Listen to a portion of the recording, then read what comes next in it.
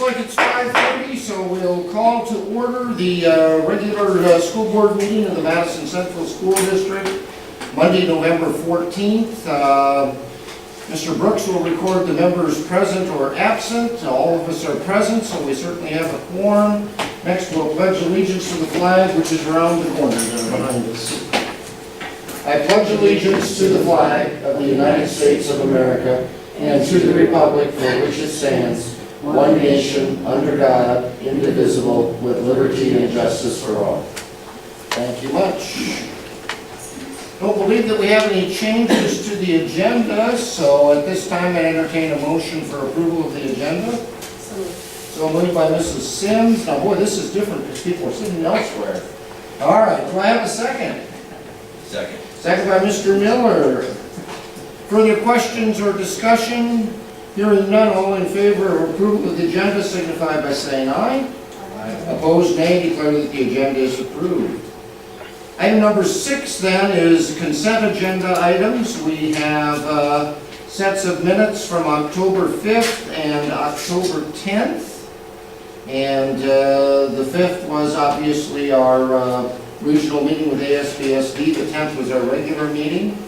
Mrs. Sims, Mr. Miller, and myself went through the bills, and I don't think there was anything that was out of the ordinary there. Our other financials are posted there. Personnel actions, Mr. Jorgensen. There's just a couple there. Jerry Thompson for Main Creek Volleyball, and then Dennis Beeson for the custodial position.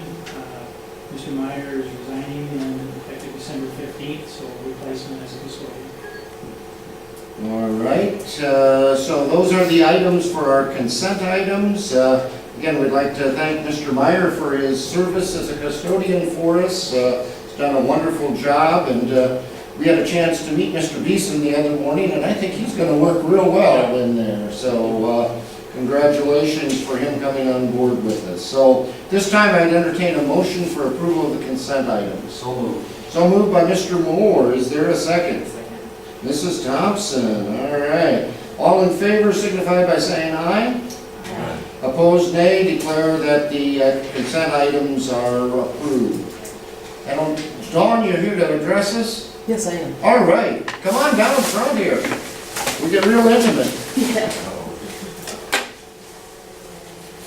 So as you might already know, that this is American Education Week, and on behalf of the Madison Education Association, we would like to thank the board for everything that they do in education, and we hope that you keep up the support and the dynamic duo that we have together. And also thank you for providing the coupon this Thursday for all the educators to have lunch in the cafeteria, and I hope that a lot of them partake in that. And we have a little unique token for American Education Week.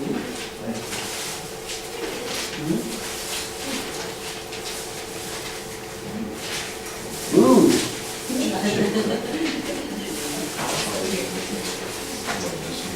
Yeah.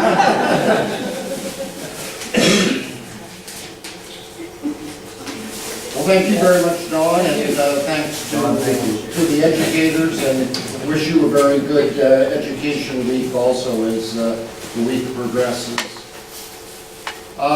Conflict disclosures. I didn't see it, but that doesn't mean it wasn't there. Here, no, here it is, got it. Okay, we have another conflict disclosure tonight. It comes from Paula Kingery. She says she'll be teaching class and getting paid for teaching online classes at DSU for fall and spring semesters. The contract is obviously between DSU and Paula. She's an adjunct faculty member. She's teaching online SPED assessment classes, salaries paid by DSU, and no other benefits, and that would be for fall 2016 and spring 2017. So we have that that we would receive, and again, I think we would take the second item that we would go through. The request for a waiver was authorized because the terms of the contract are fair, reasonable, and not contrary to public interest such that the waiver should be granted. So moved by Mrs. Sims, is there a second? Second by Mr. Moore. Further questions or discussion? Hearing none, all in favor of approval, or do we approve or do we accept?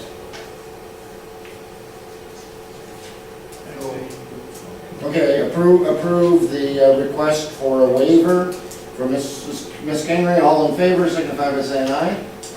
Opposed, nay. Declare the motion is passed. Thank you, Paula. All right. Administrators report. Whoever taught Dr. Cook how to take videos, huh? Those are interesting, though. And they all seem to work this time, so that was good. So we've got the middle school report that's been submitted. Mr. Jorgensen, do you have items then? Just a couple items. Trying to put together a District 8 legislative meeting.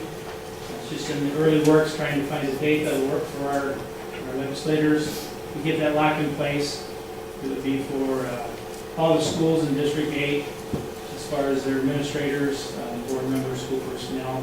So if we get that in place, we'll let you know.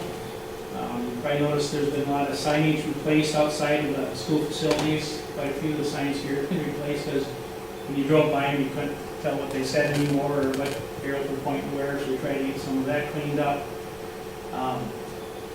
Also like to pass this along. This was dropped off by Julie Gross. It's commemorate the groundbreaking of the auto shop. So she wanted the Lake Area Food Corporation wanted to drop it off for the school to have. It was very nice for her to bring that by. And then website updates, which I know Mr. Michael's going to talk about, so I'll let him go through all of that. So on to me, huh? All right. If you probably noticed, the elementary website went live with the new style Halloween weekend. So a couple things. I went back and looked. It hadn't been updated in about 13 years. So let's go this route. So that was one of our big things that we wanted to kind of get it updated and brought into looking very similar to the rest of them. One thing that was happening is we had different menus at the top and different menus at the side. There was duplicate information on all the websites, but never always correct. So one thing that all the websites will now have is the same menu bar at the top, which is what mostly for parents, right? So parent portal, food service, those type of things will be all inside there. So the elementary page went live on that Halloween weekend. This is the elementary page right here. On a normal day, you wouldn't have that big block at the top.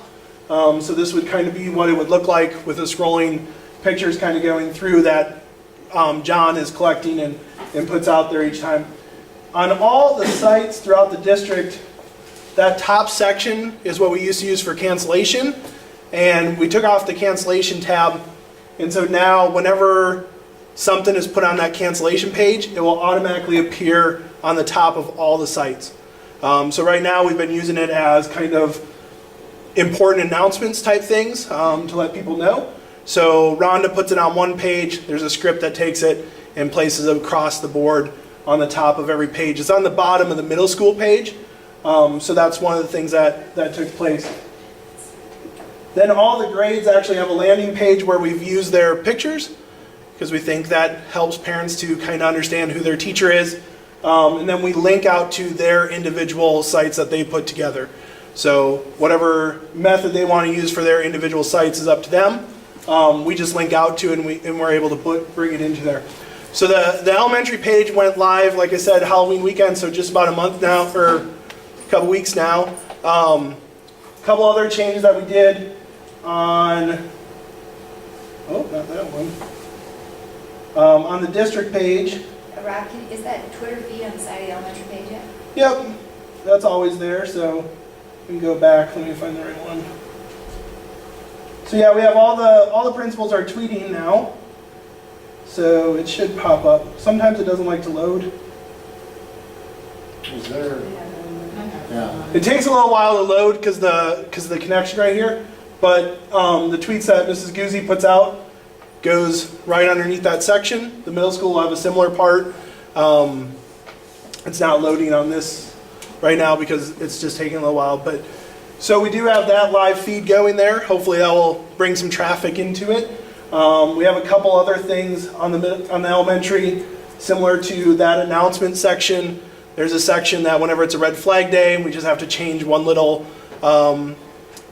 character, and all of a sudden a red flag piece of information to let parents know that kids go right into the school would pop up right on the district or on the elementary page as well. So elementary page up and rolling, things are going well there. On the district page, about the only thing that's new is we kind of redid where we put the staff stuff, and we're working on updating all the staff pages. So like this is the high school, the middle school is the next one to get updated. As you click on an individual area, it will scroll through, and then you can see all the teachers and their contact information that goes with that. So that's just another one that we brought into it. The middle school is in its final stages. So this is what the middle school one will look like.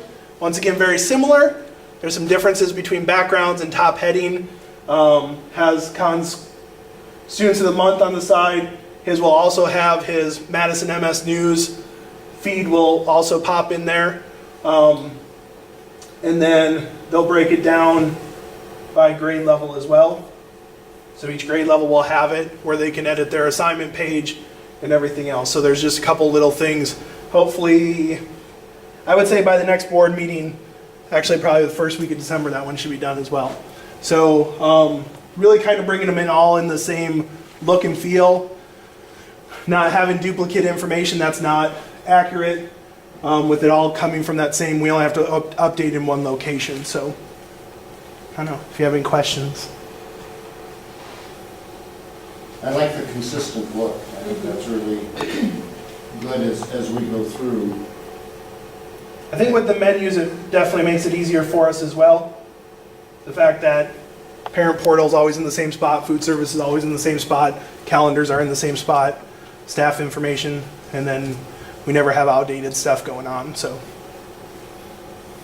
As I was going through the elementary one today, I noticed that there are some that we need to take a look at. Like there was one place where Mrs. Abraham is still a 5th grade teacher. And so we need to encourage the staff to maybe go out and look at some of their own things to be sure.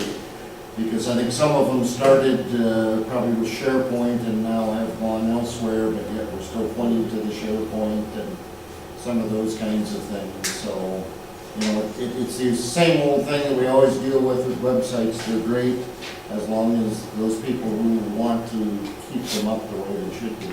Not an indictment on you, but just... right. One of the things I kind of told the teachers one day, we were talking about it, and they said, well, what should I put on my page? I said, go ask a parent from last year and ask what they wish would have been there, right? So spelling lists or those type of things. Those are, otherwise they just sit there and they're like, what do I put out there? So that's been kind of their big struggle. But we have been starting to do some stuff with, some teachers are using Weebly, which makes it really easy. You know, we went for a time period where everybody did everything through the K-12 data center type stuff, and now we're branching off in whatever area that they want to do it in. As long as they just send us the URL, it's pretty easy for us to link. Otherwise, you know, one thing that I think we should do is if they're not updating it, we just take that link off of underneath their name. So if nothing else, their contact information is live and out there. So. Who updates our information in here?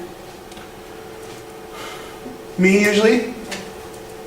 If someone sends it to My me. phone number is incorrect on there. I Okay. don't know who that number belongs to, so I will get with you after the Okay. information. So if I don't get that information, I don't know your phone number. So like that's the key component. But yeah, we'll update it with the new picture. So if there's something you want changed on yours, I would say email Rhonda, and then she'll email me and I'll update it. So My phone number's wrong too, and I'm good with that. All right. Anything else on the administrative report side? I would just refresh everybody's memory. Exactly conferences, which feels like more like a month ago at this point. But the elementary had very good attendance, and we found anybody who weren't able to attend, we followed up with. We had a new format this year as far as the calendar day was scheduled, professional development in the morning, and then into conferences in the afternoon and evening, which I think some people loved, and some people, just by scheduling, were very tight throughout the day, but I think all in all, pretty good experience throughout. Not positive how the middle school and high school conferences were attended or how they interacted, but it's something we continue to look at. Make sure that we get parents in and get good information about their kids and their school. I know from a grandparent perspective, it was very, very beneficial for the conference was for Susan to learn about both Shay and Shelby. So. It's nice to come in and see what's happening in the buildings. Anything else administratively? I guess the only thing Dawn kind of touched on, and Joel and I communicated as we've always done, we went ahead and agreed to buy the Thanksgiving lunch for all the staff as a part of American Education Week. And I think always in the past, we just kind of informed you that we've done that also. So, but when Dawn thanked us for us, I hope you weren't too surprised. Leah maybe was, because, but Leah, you bought lunch. Okay. It'll be coming out of your first bank account pretty soon, so, or our first bank account maybe. But I think that's the least we can do during American Education Week for our staff and all that they do. And I think by and large, it's very much appreciated. So. Feel free to join us. Thursdays. State volleyball, ASBSD, two places at once. All right. Nothing else on the administrative report side then. And the next item on the agenda is to consider the DSU facility agreement. Mr. Brooks? This is something that we've been working on for quite some time, and once the agreement starts on July 1st, 2015, which is when the last one was completed, over a series of meetings over an 18-month period, and just working to make sure that agreement goes forward and make sure that represents both entities very well. We added before, once we had the DSU side for facility charges, we kind of added what our charges were to it. We kind of worked through how we'll share the football track stadiums, piece, and then how we'll do capital improvements and capital maintenance system. As we look through it, any questions you have, it's a similar format to prior, and those are kind of neat changes that we had.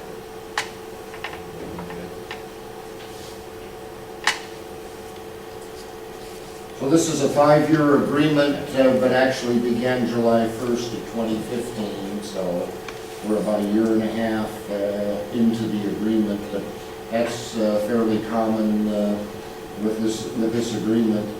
We've had agreements on this basically since the consolidation of the schools and the building of Trojan Field. And the original agreement was splitting of bleachers and free rental facilities, and it's gone from there. And the all-surface, all-weather track was another portion of that at some point in time, and other things. Mitch, do you want to address just a little bit on that final provision on improvements, et cetera? That item number 4? Other than the afternoon, I know that actually, I was actually page 3.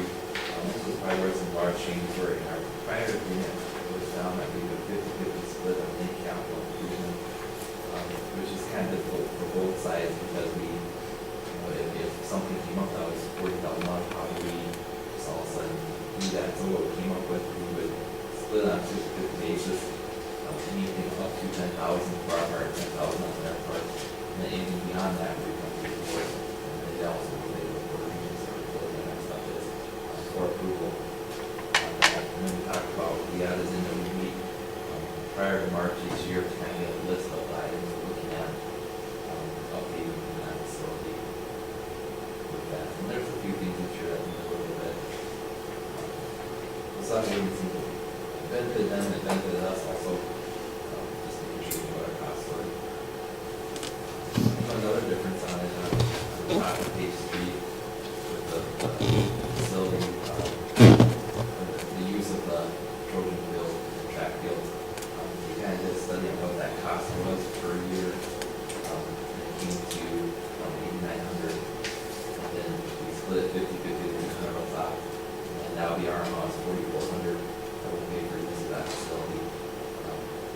the only quite a bit more for the sharing the cost. And that before they start is the per event fee, so we're covering our portion of that.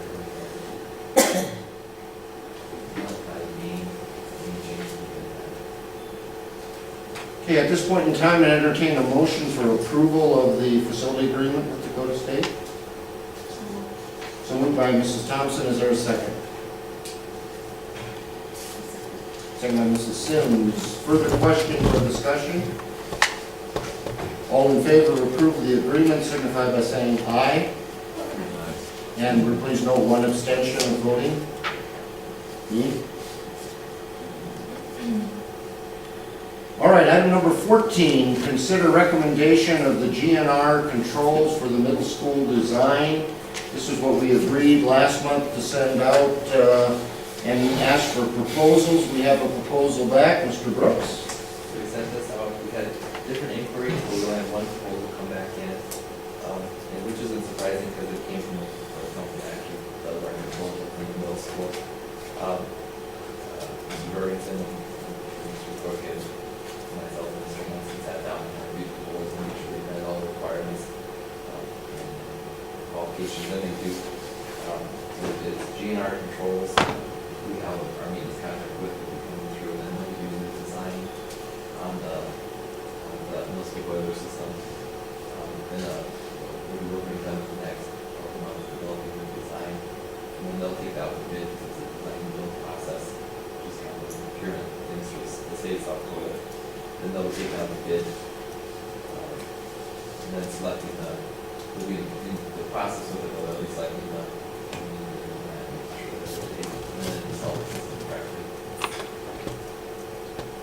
So really what we're doing is we're accepting their proposal with our motion. Is that what we? the design and then take out the bid. So acceptance of the proposal to design and take out to bid for GNR controls. Is there a motion to that effect? So moved by Mrs. Cecil. Is there a second?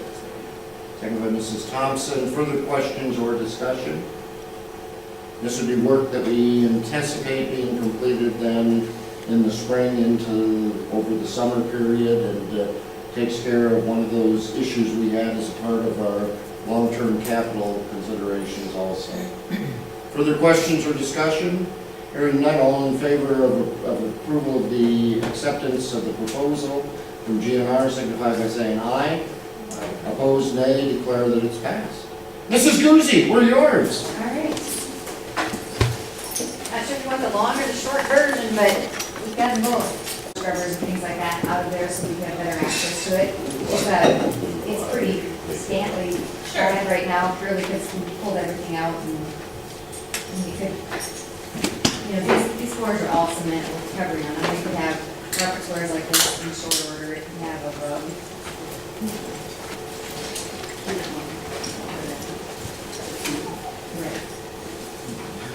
I think you've done a good job of managing with the pod organization that you were given. I mean, that's the difficult part with your pods. You've only got 4 rooms and... It's on the surface, a really nice way to be organized, Yep, but you're the growth is capped. yep.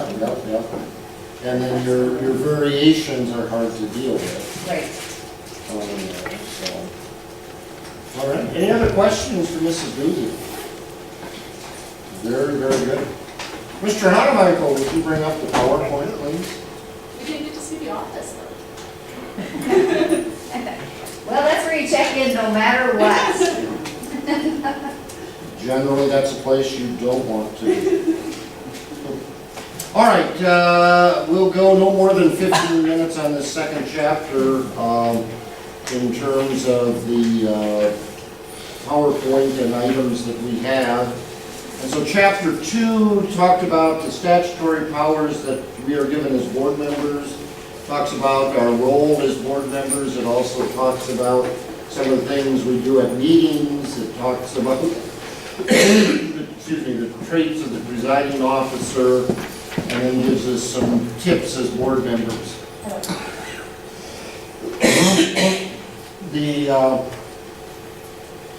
School boards are actually provided for as part of South Dakota codified law. Jenny knows that that's the right 13.8.1, I'm sure. All right. But in essence, it provides the fact that the school board is to govern as the board of school for the school district to organize, maintain, locate schools, and provide those educational opportunities for our patrons. Gave us powers as a school board. Our general charge is direction and management of the schools and the district, and to take care of the properties that belong to the district. We can levy taxes, and of course, if you look at our financials, you can see that. We borrow money. That's what we've done. We can employ any necessary personnel. We can lease real and personal property. We have the right to carry liability and other insurances. If you take a look at our bills, obviously, we're purchasing books and equipment, purchase real property. It's been a long time since the district has actually purchased any property. Probably this elementary school was the last piece of property that the district acquired. And then erect necessary buildings are all within the authority of the board. They're entitled to compensation. Per diem is set by us as a board member. It may not exceed the per diem for the State Board of Education. State Board of Education currently gets $75 per meeting. Of course, as we all know, Mr. Schaefer attempted to introduce, and Mr. Brooks attempted to introduce an increase, and the motion died for lack of a second, or even a motion in that matter, to move us from our current rate. And those who are rural understand that you get your transportation allowance for driving to the board meetings. Boards can consist of 5, 7, or 9 members. Most prevalent across South Dakota is probably a 5-member board. There are very few 9-member boards. At one time, Madison was a 9-member board, and then probably, 10 or 12 years ago, the decision was made that we would reduce back to a 7-person board. My understanding from the outside of that was the fact that they were having trouble finding people to actually run for school board and filling the 9. At one point in time, immediately following the consolidation, it was a 17-person board. Because again, when we consolidated with the Beetle Campus School, the Madison District, the Orland District, and the Winthrop District, each of those folks for a short period of time came in and comprised, at that point in time, it was called the Lake Central School District at the time of consolidation, and that would have been in the mid-60s, early to mid-60s when that occurred. Shortly after that, obviously, they stepped back to a 9-person board.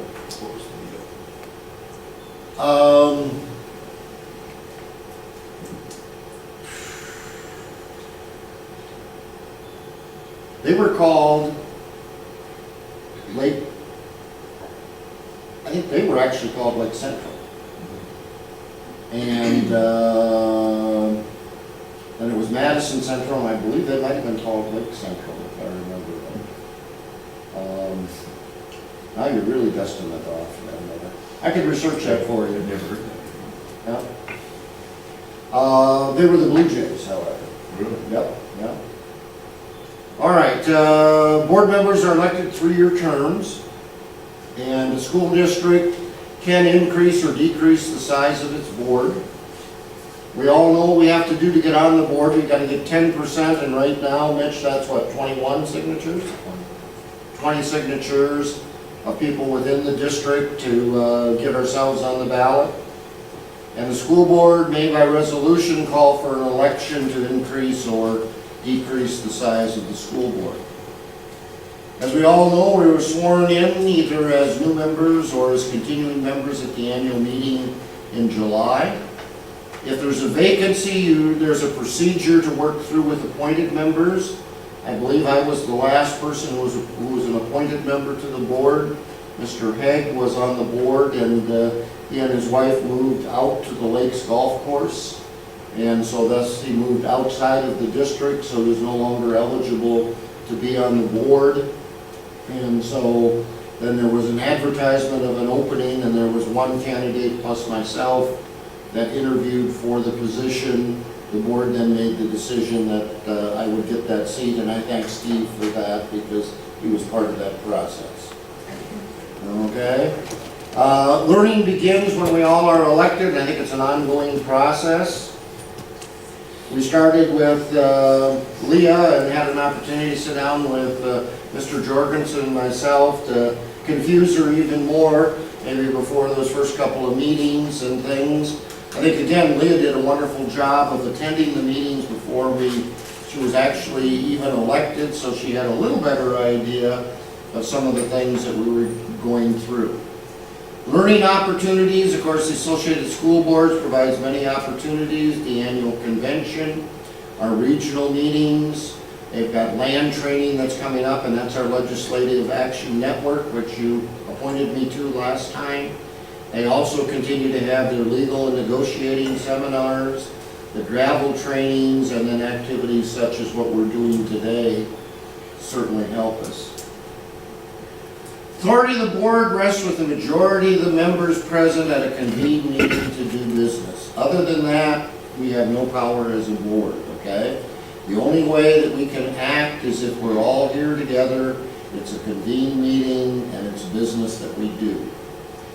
A good board member, and notice that meaning of good, has no legal authority or power as an individual except during the legal meeting of the school board. Outside of board meetings, we're ordinary citizens.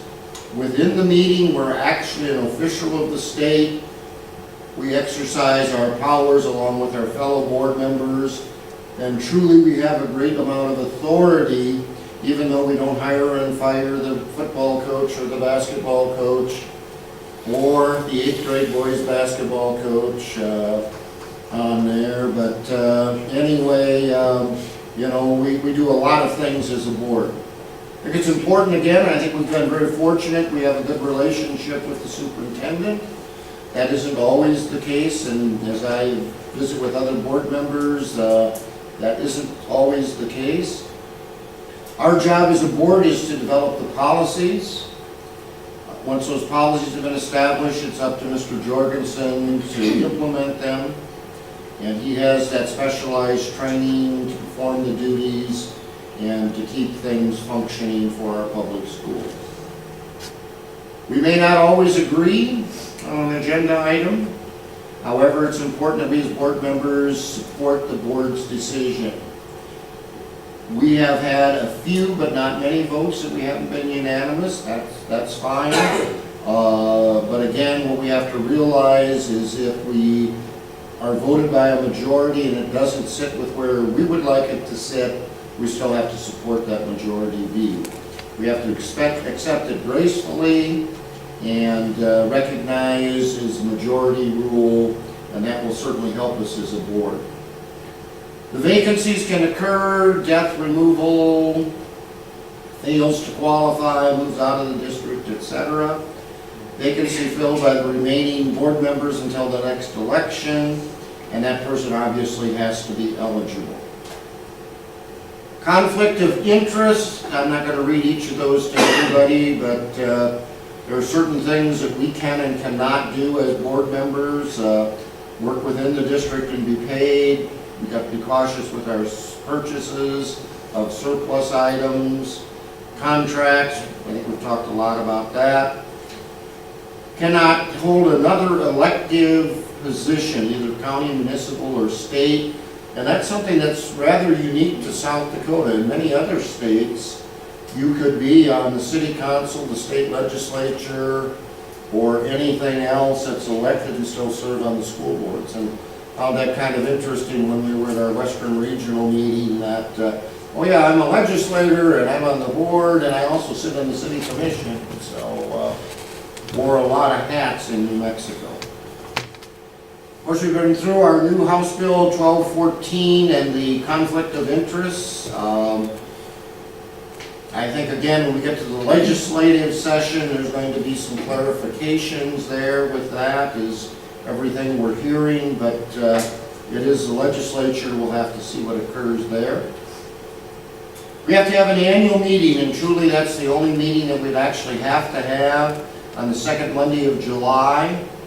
Depends upon the amount of business. If necessary, more than one meeting can be held per month. I know like the Sioux Falls School Board meets twice a month on a regular basis. We've had times when we've met 2 or 3 times a month when we were, involved in certain issues. Each meeting needs to be identified as to the location of the meeting and the time. If we have a special board meeting, we got to notify everyone, including the media. Special meetings could be called by the president, the vice president, or a majority of the board members. And again, we try to keep our special meetings to very unusual circumstances. This is the one that gets touchy. What's a meeting? An official meeting occurs when a majority of the board is present. In our case, that means 4 people. Okay? And official business within the jurisdiction of the board is discussed. So if we're not in a meeting and these 4 people run into each other someplace and they begin talking about Mrs. Goosey's fence, that's a meeting. Okay? It doesn't require any action or anything else. So we've got to be very, very cautious, very, very careful with that. If the meeting was not posted, in other words, somebody sits there and hears you talking about things, somebody could take that and take it to the meeting commission and everything, and it's a class 2 misdemeanor punishable by 30 days in jail and a $500 fine. So some things to consider if we're together, if we all sit together and we don't talk about school business, it's not a meeting, but it's not a good practice either, okay? That's why in the case of our committees, we only have 3 people on a committee. It can never be said that, oh, that was a meeting of the school board, because there are only 3 of us present, it's not a majority. What if they discuss issues over which the board has jurisdiction? If there's 4 of you, we could be in trouble. If it's a meeting, is there a violation of the law? We have to look at that also. And again, if there's a situation, business begins to be discussed, we got to kind of be cautious and walk away. That's part of the reason, like when we had the regional meeting, even though we didn't sit together, we still posted that, and then we're basically covered as a part of that. All of our meetings of a public body, including school boards, must be open to the public. We've got to post our agenda 24 hours in advance. Usually we try to get our agenda posted at the same time that it comes to us, which would be usually Thursday afternoon. Proposed agenda is always posted both on the door as you enter into the high school, and I noticed today it was posted where we were meeting and things. For special or rescheduled meetings, it needs to be delivered in person by mail or telephone to members of the local news media have requested. We simply use our email as a methodology of doing that. It's legal to do the telephone conference call. If you're present at the roll call, if you have executive or closed sessions, which a conference call is held, a speakerphone should be provided so the public may listen. But if we're in executive session, then that's not the open for everyone to listen to over the phone. Public at the board meeting, primary purpose of the meeting is to conduct district business. No one is allowed to participate without recognition of the chairman or during the public comment section. The public comments time must be limited. No one should be allowed to interrupt or interfere with the board meeting, make motions at the board meeting, etc. It should be made clear, even though the board will respond to inquiries, that again, it's really the board that's going to have the discussion. It's the board that's going to make those decisions. If we have citizens there, we've got to be sure to thank them for their interest and then move on. A little bit about our public portion of input, which we do at every one of our meetings. And then it goes into executive sessions to discuss the qualifications, competency, performance, character, or fitness of any of the officer or employee or prospective public officer. In the case of the school board, we have the expulsions, the suspension, the discipline assignment or an education program of a student, and another reason for executive session, each with their own section of the law, is consulting with legal counsel or reviewing communications from legal counsel. We can also have executive sessions for preparation of contract negotiations or also discussing marketing or pricing strategies. All official actions have to be taken not in executive session but in open session. Superintendent, and I'm going to add business manager, should probably be present for all executive sessions unless it's for purposes of evaluation of them. Minutes reflect what the executive session is at a time we go in and out, and I think we're all well aware that an executive session is confidential. The agenda needs to be prepared. Usually Mr. Jorgensen and Mr. Brooks and myself get together either on Wednesday or Thursday prior to the board meeting. They pretty much have the agenda together. We take a look at things. We get it released. And then again, one of the things that's unusual within our setting is a lot of school boards still mail out paper packets of information to their board members with the agenda and all of the attachments and other things. There are, I would say, probably 30% yet of the boards that still do business that way rather than electronically. Parliamentary procedure, again, we try to follow that. Requires a majority of our vote. An abstention is recorded not as a yes or a no, but recorded as an abstention. Presiding officers, president, vice president, one-year terms. One-year terms, did you hear that? One-year terms, okay. We'll move on.